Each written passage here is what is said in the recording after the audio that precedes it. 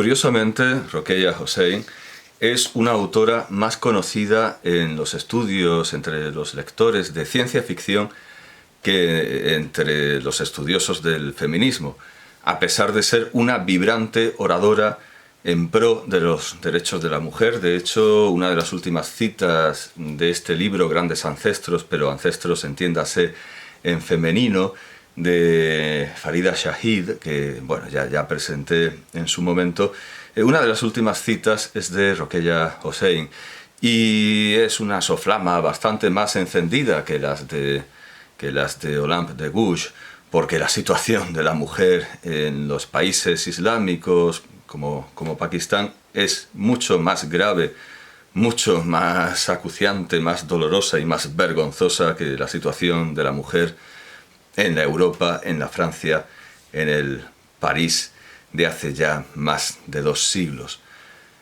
Cuando Olympe de Gouges llamaba a la mujer a levantarse y a exigir sus derechos, Rokeya Hossein lo que tiene que decir es que dejen de aceptar ser tratadas como animales, como bestias que solo sirven para parir y recibir golpes y que encima en fin, sabemos que están sometidas a unas opresiones a las que las mujeres de Europa de hace 200 años no se veían obligadas a enfrentarse, y de hecho existía la misma situación de opresión en el Islam, en la Sublime Puerta, en los dominios de la Sublime Puerta, en el Imperio Otomano, en los imperios de los sofíes, el imperio islámico chiita de Irán cuando existía, pero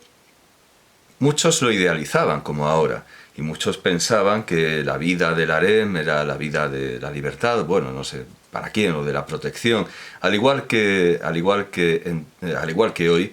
Entonces también había quien idealizara lo que de ninguna manera puede idealizarse. En este caso concreto, quiero pronunciarlo bien, el parda, porque los ingleses lo escriben con U, pero quieren indicar una A breve con esa U, el parda, que es una palabra persa, el parda, que ha pasado al urdu y al hindi, y efectivamente es con A breve en hindi, parda, lo estoy viendo, parda simplemente, que no significa otra cosa que cortina, una cortina que divide el espacio de la mujer y el espacio del hombre, y que en el caso de la mujer va con ella, porque claro, esa distinción que no es ya una cortina física, una cortina literal, sino un concepto más amplio, esa cortina la llevan encima las mujeres, cargan con ella, tienen que cubrirse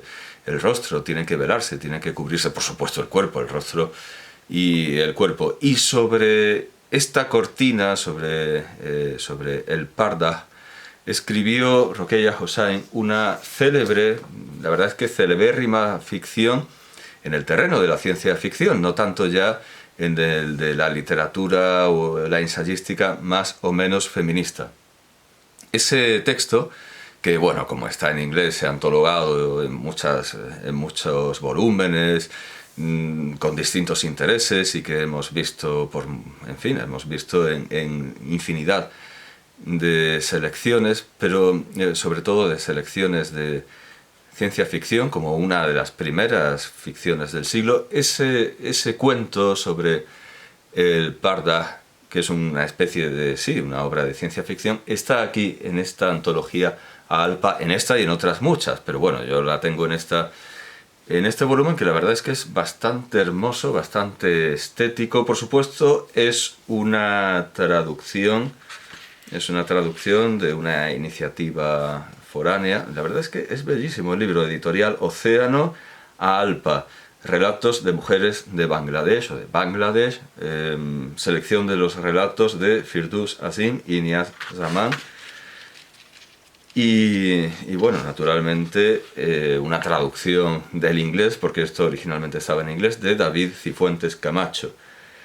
En realidad, no es a Alpa, que a mí me daba un poco igual, porque yo no sé bengalí, claro, pero yo no sé bengalí, no tengo ni idea de lo que quieren decir. Perdón, esto no es una... Claro, es una tipografía que más o menos imita el Devanagari, aunque el bengalí es un poco más picudo que este estilo un poco más indie que bengalí. Y la mayoría de las autoras que aquí escriben lo hacen o en inglés o en bengalí. Podría haber sido más picudo, pero bueno. El caso es que han querido hacer aquí una G, y esto es Galpa. O sea, ni siquiera sabía cómo se... No, lo había leído, pero no me había fijado. Galpa, es Galpa, y es el título original también. Galpa, Short Stories by Women from Bangladesh. Galpa, historias breves por mujeres de Bangladesh. La edición original es de 2005, de Saki Books, y la traducción española es de 2009.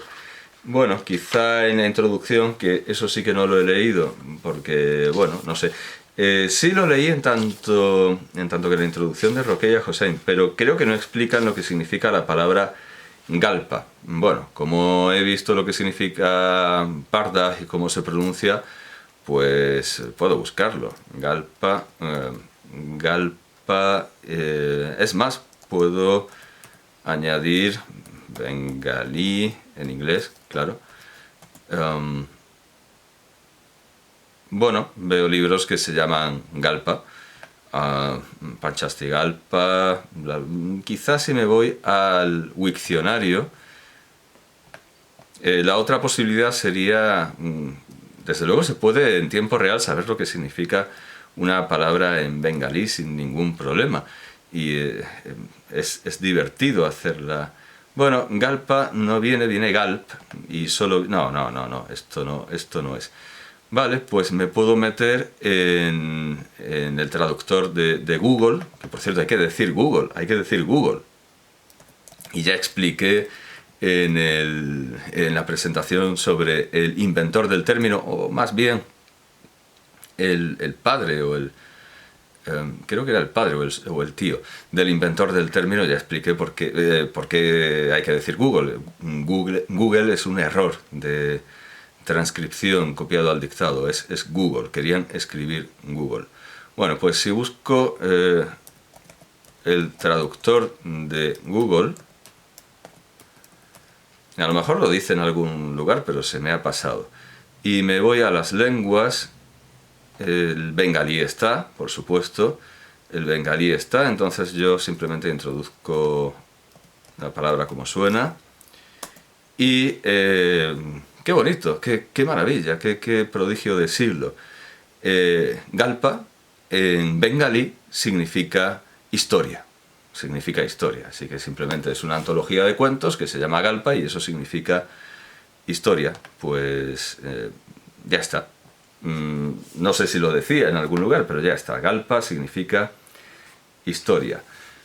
Ya por apurar la cosa, vamos a ver si en hindi también Galpa es historia, con lo cual al final tendría un origen sánscrito, un origen clásico que debería conocer y me debería avergonzar de no conocer. Igbo, indonesio, aquí está, hindi. En hindi Galpa es Galpa, o sea, no existe. Y además me sugieren que traduzca del bengalí, por lo tanto entiendo que es una palabra propia del bengalí, que no tiene raíz sánscrita ni raíz clásica. Bueno, pues quien inicia el volumen es Rokeya Hossein, y dicen así en la presentación: decidimos iniciar el volumen con El sueño de Sultana. Es esta obra que aparece en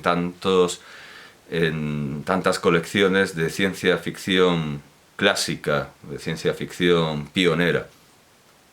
El sueño de Sultana, de Rokeya Sajawat Hossein, que se publicó por primera vez en 1905. Recurrimos a este relato a modo de faro, de luz, que nos... Bueno, hay que tener en cuenta que igualmente en este libro aparece citada en los preliminares, más difuminada con otras figuras, pero su voz clamante en el desierto aparece al final. Aquí aparece al principio. a modo de faro, de luz que nos guiara por la literatura de mujeres de Bangladesh. Se trata de una visión utópica y abre un mundo sin límites para que las mujeres investiguen y se describan a sí mismas en sus escritos.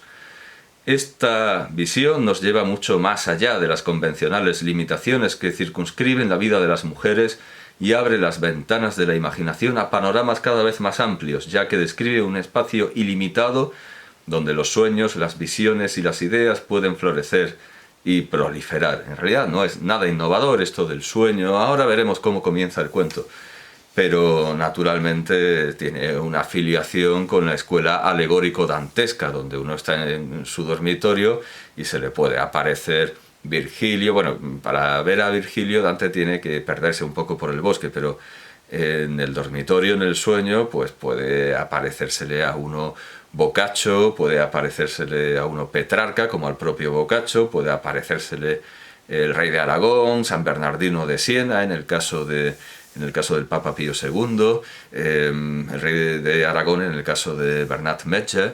Se le puede aparecer, ahora no me acuerdo, ¿quién se le aparece a Cristina de Pisán en la... Bueno, en fin, que uno está durmiendo y eso se le llena de gente. Y es lo que le pasa a Roquella Hossein, que está durmiendo y le dice buenos días a su amiga Sara, pero luego se da cuenta de que no es su amiga Sara, sino que es una desconocida y que la ha liado, que la ha llevado... era de noche, pero de pronto se hace de día y la lleva al país de las mujeres. Esta es la trama de la ficción. La lleva al país de las mujeres, que para Fellini, en su ciudad de las mujeres, en la ciudad de las mujeres, es una pesadilla. Aquí, claro, naturalmente, es todo lo contrario. En ese país de las mujeres, los hombres asumen exactamente, es una imagen especular perfecta de la sociedad musulmana, de Bangladesh, o de Bengala, la sociedad musulmana bangladesí o bengalí, y los hombres hacen exactamente lo que en la vida real lamentablemente tienen que hacer las mujeres. Tienen que tomar unas actitudes, encerrarse en unos espacios, etc. El sentido del cuento es ver cómo lo poco atractivo que sería para los hombres vivir en las condiciones de la mujer. Claro, si nos ponemos a buscar precedentes, y bueno, esto quizá no debería entenderse como ciencia ficción, sino, claro, porque no hay ciencia.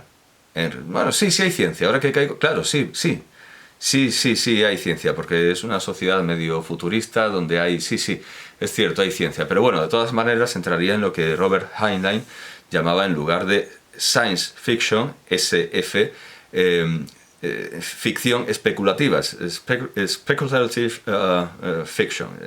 No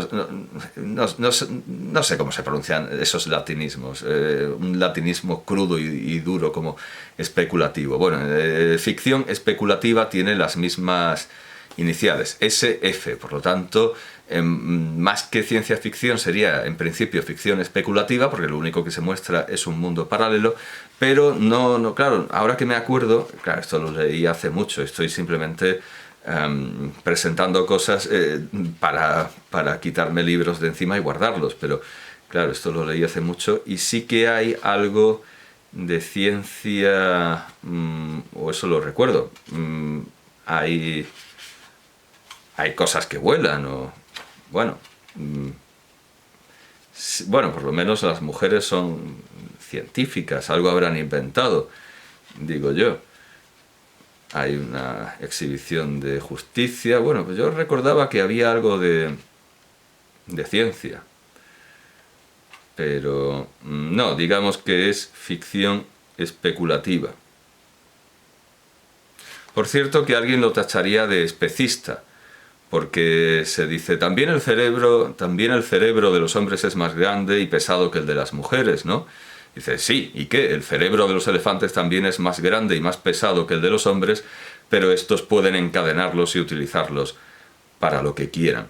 Bueno, pues la parte científica, que yo quería recordar que... Pero bueno, es más bien ficción especulativa que ciencia ficción. Bueno, sigue diciendo la introducción. También es interesante el hecho de que esta visión utópica se escribiera en inglés. Eso no es interesante, eso es la razón de por qué yo lo tengo entre las manos y se ha traducido al español y hay tantísimas antologías que la recogen, porque si estuviera en bengalí, pues otro gallo nos cantara. Rokeya está bien instalada en los anales de la literatura bengalí, pero sus ocasionales escritos en inglés, entre ellos su correspondencia, muestran que también manejaba cómodamente esta lengua. Al escribir El sueño de Sultana en inglés, relato que ella misma traduciría posteriormente al bengalí, parece querer abrir el mundo imaginativo de las bengalíes a un número más amplio de lectores y al mismo tiempo hace posible inscribir el relato en la tradición modernista europea, de modo que la historia y la crítica de la literatura puedan leerlo al lado de los escritos de Virginia Woolf y de Kate Chopin, por ejemplo. Y bueno, el principio del cuento ya digo que remite a la escuela alegórico-dantesca y más que de ciencia ficción, tiene bastante de ficción bocachesca. Incluso podríamos remontarnos al libro de las claras mujeres, que naturalmente es el modelo de la ciudad de las damas de Cristina de Pizan y de tantas otras variantes. Empieza así, con ese estilo con el que perfectamente podría haber empezado Cristina de Pizan o Bernat Mecha. Una noche estaba sentada tranquilamente en el sillón de mi cuarto pensando en la situación de las mujeres en la India. No estoy segura de si me quedé dormida. Creo recordar que estaba totalmente despierta. A la luz de la luna veía con toda claridad miles de estrellas que centelleaban en el cielo como diamantes. De pronto vi a una mujer ante mí. No sé cómo había entrado. Creí que era mi amiga Sara. «Buenos días», me dijo mi amiga. Sonreí para mis adentros, ya que sabía que no era una mañana, sino una noche estrellada. «No obstante», le contesté. «¿Cómo estás?» «Bien, gracias. ¿Te importaría salir a echar un vistazo a nuestro jardín?» Volví a mirar la luna a través de la ventana abierta y pensé que no había nada malo en salir a esas horas. Los criados debían de estar ya dormidos, así que podría dar un agradable paseo con mi amiga Sara. Solía pasear con ella cuando vivíamos en Darjeeling. Muchas veces andábamos alegremente por los jardines botánicos, cogidas de la mano. Supuse que mi amiga Sara había ido a buscarme para llevarme a un jardín de ese tipo, de modo que acepté encantada su propuesta y salí con ella. Íbamos paseando cuando me sorprendió que se hubiera hecho de día. La ciudad ya se había despertado y las calles estaban llenas de gente. Me dio mucha vergüenza pensar que iba paseando por la calle a plena luz del día, pero no había ningún hombre a la vista.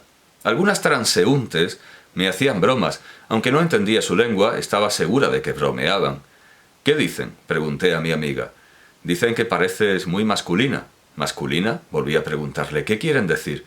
«Quieren decir que eres vergonzosa y tímida como los hombres». «¿Vergonzosa y tímida como los hombres?»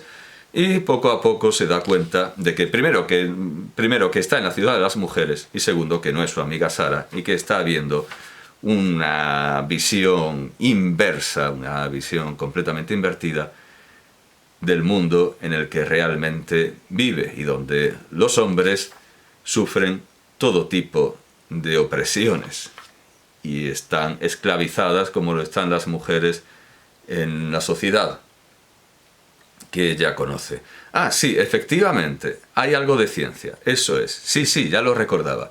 Y además, ecofeminismo, ecociencia, sí. Hablamos sobre temas diversos. Me enteré de que ninguna enfermedad epidémica les afectaba y de que a diferencia de nosotros no les picaban los mosquitos. Me quedé perpleja al oír que en el país de las mujeres nadie moría joven, salvo en el caso de que sufriera un accidente, que eran raros. «¿Te gustaría ver la cocina?», me preguntó. Es como el anuncio de Energía Neutrex, esta mujer que viene del futuro, y para saber que viene del futuro va vestida con papel de plata y tiene el pelo teñido de azul, y lo que viene a comunicar desde el futuro prácticamente es que en el futuro las mujeres siguen limpiando. «Hola, vengo del futuro y te traigo un producto de limpieza». Es un anuncio, de Energía Neutrex que seguramente no pensaron que era enormemente ofensivo y que la sociedad iba a cambiar como no de la manera en la que aquí en este sueño aparece, que lamentablemente esto no ha cambiado y esto no se aplica al Bangladesh de hoy, desde luego, no se aplica. Pero de alguna manera nuestra sociedad sí ha cambiado lo suficiente como para que más gente, aparte de mí, se dé cuenta de que ese anuncio era de un machismo delirante y absurdo. Hola, mujer. Vengo del futuro, soy una mujer del futuro y te traigo una botella de lejía para que limpies un poco, para que friegues esto. Bueno, pues a esta mujer, en esta ciudad de las mujeres, la mujer que no es su amiga la lleva a la cocina. ¿Te gustaría ver la cocina?, me preguntó. Encantada, le contesté. Fuimos a verla. Por supuesto habían hecho salir a los hombres antes de que yo entrara, porque quienes tienen que cocinar en esta sociedad invertida son los hombres. La cocina estaba en un bonito huerto. Cada enredadera, cada tomatera parecía un objeto de decoración. Me fijé en que no había humo, ni tampoco chimenea. Estaba limpia y brillante, con las ventanas engalanadas con guirnaldas de flores. No había rastro de carbón ni de fuego. ¿Cómo cocináis?, le pregunté. Con el calor del sol, me contestó, mostrándome una tubería por la que entraban la luz y el calor del sol concentrados. Esto tiene desde luego mucho de Swift y de otros, por supuesto de Voltaire, como tenía muchísimo de Voltaire, esa ficción con extraterrestre que le costó la vida a Olympe de Gouges, donde no clamaba en esa ocasión por los derechos de la mujer, sino por los derechos de los ciudadanos en general a elegir la forma de gobierno que más les conviniese o que más les gustase, aunque fuese la monarquía, cosa que fue inaceptable para los republicanos. Bueno, Swift lo da en la puta hay un científico que está intentando extraer la energía solar de los pepinos. Bueno, en este caso el pepino no aparece, es normal, es la ciudad de las mujeres. Bueno, y como... bueno, hay una explicación científica.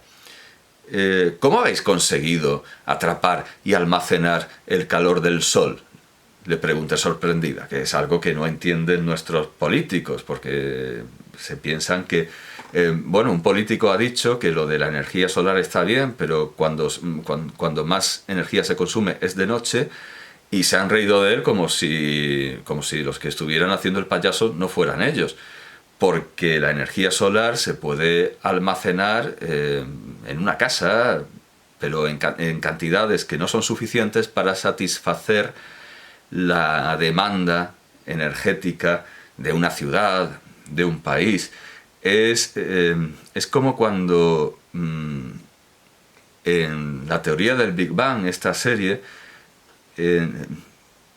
un científico, que es un actor real, medianamente exitoso, un científico que tiene un programa de divulgación, hace fiestas infantiles, solo que los científicos chalados de la serie lo han contratado para una fiesta propia, a pesar de no ser niños, y le piden que haga sus números habituales, como por ejemplo encender una bombilla con una patata, poniendo unos electrodos en una patata. La bombilla se enciende y la novia de uno de ellos dice: ¿y no podríamos usar esto para toda la ciudad? Y le dice el científico: no, pues igualmente. ¿Y no podríamos usar la energía del sol siempre? No, no podemos almacenarla para toda una ciudad. Hombre, en todo caso, yo ya lo he comentado, Enrique Rey, que es un ingeniero y que también escribe, le daba naturalmente la razón a este político que decía que la mayor demanda es de noche. Y todo el mundo se reía porque no sabe nada de ingeniería, no sabe nada de ciencia, y en fin.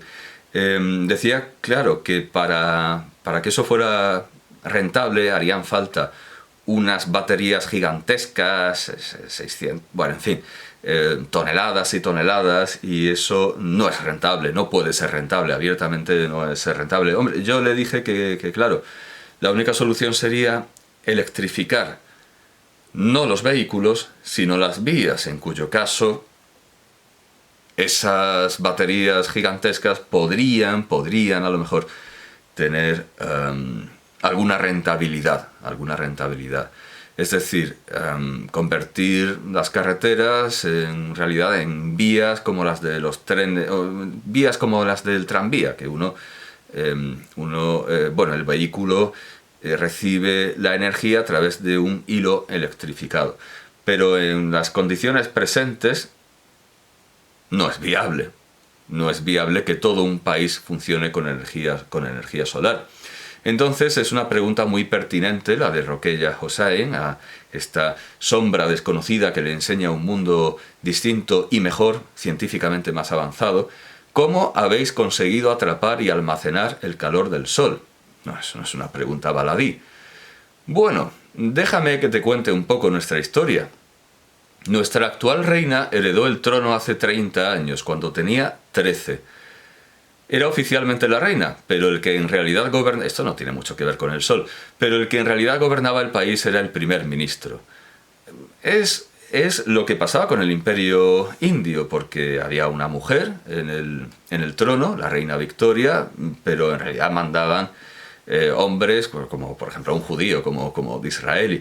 Pero a pesar de mandar una mujer y de mandar efectivamente un judío, aunque ennoblecido, el imperio británico no era ni feminista, ni, como ahora se dice, multiculturalista, ni... Bueno, sí, multiculturalista sí, porque le interesaba conservar todas las culturas excluyentes, todos los rangos, todas las castas, pero lo que no era lo que ahora se dice incluyente o inclusivo.